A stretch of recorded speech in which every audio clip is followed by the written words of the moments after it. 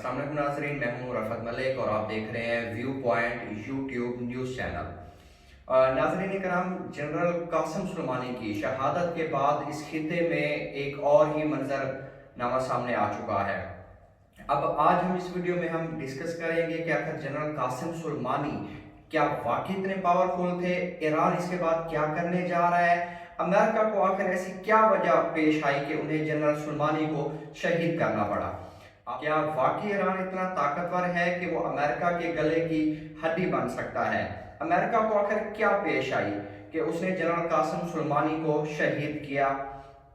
अब खित्ते की इस बिगड़ती हुई सूरत हाल पर आगे क्या होने जा रहा है, हम तफसीली बात करेंगे, जिसमें हम ये जायजा भी लेंगे कि पाकिस्तान और दूसरे ममालिक का क्या रद्द-ए-अमल है, सऊदी अरब का इसमें क्या किरदार है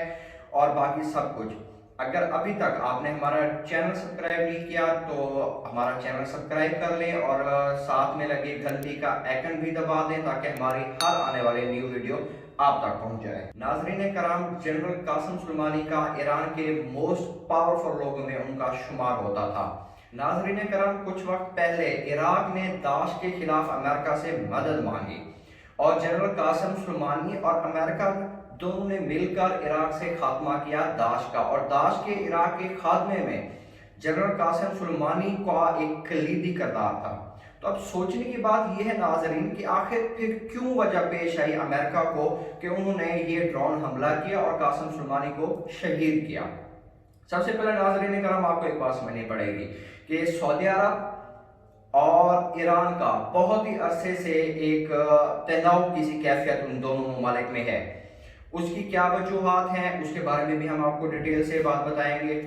नाजरीन कराम, ईरान में इनकलाब के बाद से ही अमेरिका और ईरान में कशीदगी बढ़ना शुरू होगी। अमेरिका ने अपनी पूरी कोशिश की कि वो ईरान को दबा के रखे। उसने फौज अपने इस्तेमाल की, उन्हें दूसरे ममालिक से धमकियां दिलवाई। जो कुछ बन पा रहा था ईरान के खिलाफ अमेरिका ने किया। अमेरिका की पूरी कोशिश थी कि वो किसी भी तरह पाबंदियां लगवा के एक आलमी प्रेशर बिल्डअप करके ईरान की जो तेल की तरसील है उसको कम करके जीरो पे लाया जाए। अब नाज़रीन करम, अब हम सब जानते हैं कि तेल की सप्लाई ईरान की इकोनॉमी में एक रीढ़ की हड्डी हैसियत रखती है। जब उस पर पाबंदी लगाई गई इसके बारे में कि वो तेल सप्लाई नहीं कर सकता, बहुत से ममालिक को रोक दिया गया कि वो ईरान से तेल नहीं खरीद सकते, तो ये बहुत बड़ा ईरान को धक्का लगा। ईरान की इकोनॉमी पहले से बहुत कम है, वहाँ पे बेरोजगारी बहुत ज़्यादा है। इन सारे मामला में जब उस पर तेल की सप्लाई की भी पाबंदी लगा दी गई तो ये बहुत ही बुरा था ईरान के लिए। एक बात वसूख जरा से ये भी मालूम हुआ है कि एक टेंशन जो सऊदी अरब में और ईरान में चली आ रही थी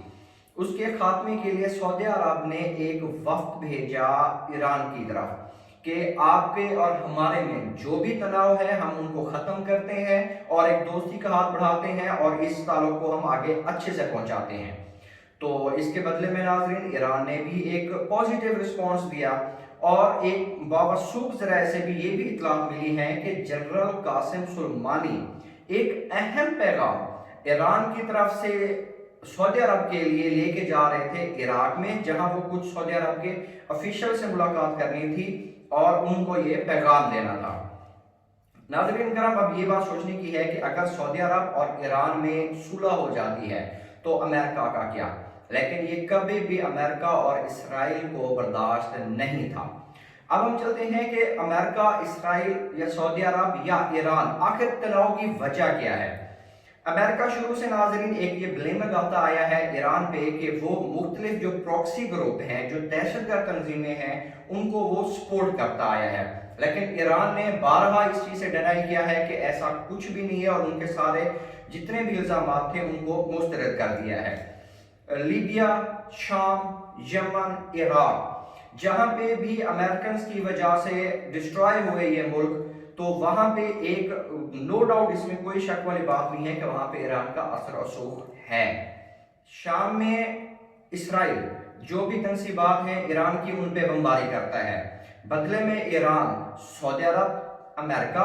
اور اسرائیل کی جو بھی حمایت یافتہ تنظیمیں ہیں، جو گروپس ہیں، یہ ان کو ٹارگٹ بناتا ہے، جن کی وجہ سے یہ معاملہ مزید پیچیدہ ہوتا چلا جا رہا ہے۔ اپنے ناظرین کو یہ بھی بتاتے چلیں کہ سعودی عرب کی اس صلح کے بعد یہ فیصلہ امریکہ اور اسرائیل کو بہت زیادہ ناگوار گزرا ہے، کیونکہ ناظرین میں آپ کو ایک بات بتاتا چلوں کہ اس وقت دنیا میں سب سے بڑا جو بزنس ہے وہ ہے ہتھیار کا، دوسرے نمبر پہ ڈرگز بھی آتے ہیں اور کچھ اور بزنس بھی ہیں، لیکن محترم ناظرین کرام سب سے بڑا بزنس ہے ہتھیار کا، ویپنز کا، اور امریکہ اپنے کئی ٹریلینز کے معاہدے سعودی عرب سے کر چکا ہے۔ اب یہاں پہ ناظرین اگر ایران اور سعودی عرب میں اگر دونوں کی صلح ہو جاتی ہے، تعلقات ہیں جو وہ نارمل آ جاتے ہیں، ایک جو تناؤ اتنے عرصے سے بڑھتا چلا آ رہا ہے وہ ختم ہو جاتا ہے، تو ڈیفینیٹلی جو منافع ہتھیار بیچ کے سعودی عرب کو ہتھیار بیچ کے امریکہ کو آنا ہے وہ ختم۔ دوسری طرف سے ایک گریٹر اسرائیل کا منصوبہ بنایا جا رہا ہے، وہ ایک علیحدہ ویڈیوز بھی ہم بنائیں گے انشاءاللہ، آپ کو اس کے بارے میں بھی تفصیل ہم بتائیں گے پھر اس کے متعلق بھی۔ تو ایک تو امریکہ کا یہ اسلحہ بیچنا اور یہ سارا کچھ ختم ہو گیا، اور آپ سب دیکھتے ہیں ایران ہو، عراق ہو، افغانستان ہو یا جتنے بھی یہ خلیجی ممالک کا رہا، امریکہ کی ایک پالیسی رہی ہے کہ پہلے ان کو لڑاؤ اور پھر وہاں پہ ایک امن کے لحاظ سے آپ وہاں پہ اپنی فوجیں بھیجیں اور ان لوگوں کو اسلحہ بھیجیں۔ ناظرین کرام جو پچھلی امریکن گورنمنٹ تھی اوباما کی، صدر اوباما کی طرف سے اور ایران کے جو اعلیٰ قیادت تھے، ان میں ایک معاہدہ طے پایا تھا کہ اگر ایران اپنے جوہری معاہدے کو، اپنے جوہری جو پروگرام ہے اس کو وہ ختم کر دیتا ہے، بند کر دیتا ہے، تو امریکہ کی طرف سے جو پابندیاں اس پہ عائد کی گئی ہیں ان میں نرمی بڑھتی جائے گی، اور یہ معاہدہ بھی طے پا گیا ہے۔ لیکن ناظرین کرام ہوا کیا، جیسے ہی ٹرمپ کی گورنمنٹ آئی، ٹرمپ نے یہ معاہدہ ختم کر دیا۔ اس کے پیچھے ہاتھ کس کا تھا؟ پھر وہی اسرائیل کا۔ اور ناظرین کرام ہم یہ بھی بتاتے چلیں آپ کو کہ اسرائیل اپنا اثر و رسوخ جمانے کے لیے اور امریکہ جو جنوبی وسطی ایشیا ہے اس میں اثر و رسوخ جمانے کے لیے مختلف ممالک کے درمیان یہ غلط فہمیاں شروع سے ہی پیدا کرتا چلا آیا ہے۔ ناظرین کرام اگر ہم دونوں ممالک کی پاور کا ڈیفرنس بیان کریں آپ کو، تو ایران کا جو دفاعی بجٹ ہے وہ محض $6 بلین کا ہے، جبکہ ایران کے مقابلے میں جو اس کا دشمن ہے وہ انتہائی طاقتور ہے جس کا $538 بلین کا صرف دفاعی بجٹ ہے۔ اسی طرح اگر ہم سعودی عرب کی بات کریں تو سعودی عرب کا تقریباً $56 بلین اور اسرائیل کا $15 بلین بجٹ ہے، یہ بہت ہی بڑا ڈیفرنس ہے۔ ناظرین کرام آپ کو بتاتے چلیں کہ اس سارے واقعے میں پاکستان کا رد عمل سامنے آیا ہے، اور پاکستان آرمی کی طرف سے ISPR کی طرف سے بیان دیا گیا ہے کہ پاکستان خطے میں امن چاہتا ہے، امریکہ اور ایران دونوں فریقین مل کے اس کا کوئی حل نکالیں، اور DG ISPR کا یہ بھی کہنا تھا کہ پاکستان کسی بھی دوسرے کی جنگ میں خود کو نہیں داخل کرے گا۔ اب پاکستان کے ساتھ ساتھ سعودی عرب کا بھی اس سارے معاملے میں ایک رد عمل سامنے آیا ہے۔ سعودی عرب کا یہ کہنا تھا کہ جنرل قاسم سلیمانی جو کچھ بھی یہ کرتے آئے ہیں یہ اسی کا رد عمل ہے، یہ آج نہیں تو کل ہونا ہی ہونا تھا۔ دوسری جانب جنرل قاسم سلیمانی کی بیٹی کا بھی بیان آیا ہے اور انہوں نے یہ کہا ہے کہ امریکنز اب تیار ہو جائیں اپنی فوجوں کی لاشیں اٹھانے کے لیے۔ ناظرین کرام آپ یہاں پہ بات کریں گے کہ آخر ایسی کون سی طاقت ہے، ایسی کون سی وجہ ہے کہ جس کے بہاف پہ ایران کسی سے نہیں دب پا رہا، کہ امریکہ کی اتنی دھمکیاں، اتنی پابندیاں، اتنے سارے اٹیک کے باوجود بھی ایران پیچھے نہیں ہٹ رہا۔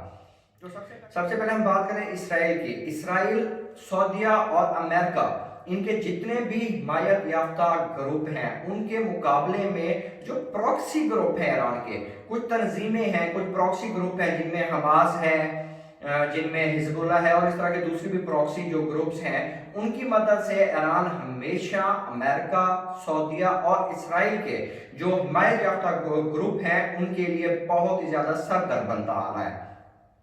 ساتھ ساتھ میں اگر ہم چائنا کی بات کریں تو چائنا ایک پیسفل ملک بھی ہے، وہ جنگ اس کی ایک ہمیشہ سے ہی آخری آپشن رہی ہے، کبھی بھی چائنا خود کو جنگ میں پہل میں نہیں لے کے آتا۔ اس وقت سننے میں یہ بھی آیا ہے ناظرین کہ 400 بلین کا معاہدہ ہونے جا رہا ہے چائنا اور ایران کے درمیان میں۔ ایران 25 سے 30% कम दामों पे अपना तेल फरोख्त करेगा चाइना को, और वो चाइना जो उसकी पेमेंट है वो भी 1 2 3 साल बाद के अकसात पे और उसके मुताबिक ही वो आएगा। उसके बदले में चाइना अपने 5,000 फौजियों को भी ईरान में ही रखेगा।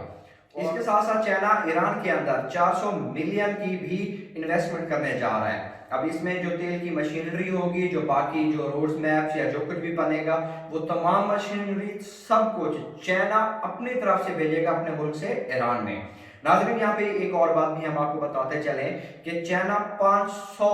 अपने फौजी जो हैं उनको भी तैनात करेगा सिक्योरिटी पे, जो काम उस वक्त ईरान में हो रहा हो, क्योंकि चाइना नहीं चाहता कि वो ये जब इतनी बड़ी इन्वेस्टमेंट ईरान में की जाए तो सिक्योरिटी का किसी से भी इशू बने।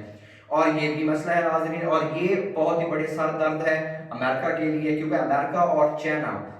अमेरिका जिस भी मुल्क के साथ पाबंदी लगाता है, जिस मुल्क के साथ उसके ताल्लुकात खराब होते हैं, नाज़रीन करम, चाइना उसका बहुत अच्छा दोस्त बन जाता है। अब चाइना की बढ़ती हुई इन्वॉल्वमेंट इस खित्ते में अमेरिका के लिए बहुत ही ज्यादा परेशान कुन है। अब ये देखते हैं कि ईरान की तरफ से जो धमकियां दी जा रही हैं कि जनरल कासिम सुलेमानी का हम बदला लेंगे, अमेरिकन अपने फौजियों की लाशें उठाने के लिए तैयार हो जाए। आखिर ईरान के पास ऐसा क्या है और ईरान के पास ऐसे कौन से कार्ड हैं जो वो खेल सकते हैं, जो वो कर सकते हैं आगे से। नाज़रीन करम, सबसे पहले ट्रम्प गवर्नमेंट की तरफ से जो मैंने आपको पहले बताया कि जोरी मुआहदा साइन किया गया था, उसको खत्म करने के बाद ईरान ने भी क्लियर बता दिया है कि जी हम अब न्यूक्लियर अपना जो प्रोग्राम है उसको जारी रखेंगे। दूसरी जानिब नाज़रीन करम, स्ट्रेट ऑफ हॉर्मुज़ एक ऐसा एरिया है, समंदरी एरिया है, जो कि ईरान के साथ लगता है, जहां से तकरीबन पूरी दुनिया को 40% जो पेट्रोल और दूसरी चीजें जो सप्लाई की जाती है उनका गुजर उसी जगह से ही होता है। अब ये भी हम समझ सकते हैं कि ईरान का, क्योंकि वहां पे असर रसूख है, तो ईरान वहां पे कोई हमले भी कर सकता है, वहां सप्लाई को बंद भी कर सकता है, जिसकी वजह से पेट्रोल की कीमतें आलमी मार्केट में बहुत ही ज्यादा ऊपर चले जाएंगी। नाज़रीन करम, उसके साथ साथ जो भी प्रॉक्सी ग्रुप्स हैं, जिसपे हिजबुल्लाह हो गया, हमास हो गया, उनके थ्रू भी जितने भी हमारे याफ्ता ग्रुप हैं अमेरिका और सऊदी और इसराइल के, ईरान उन पे भी हमला कर सकता है आने वाले फ्यूचर में। लेकिन अब ईरान आगे क्या करेगा, मजीद क्या करने जा रहा है, ये तो अब आने वाला वक्त ही बताएगा। नाज़रीन करम, अगर आपको हमारी वीडियो पसंद आई है तो चैनल को सब्सक्राइब करें और घंटी का आइकन भी दबा दें, ताकि हमारी हर आने वाली वीडियो के साथ साथ आप अपडेट भी रहें।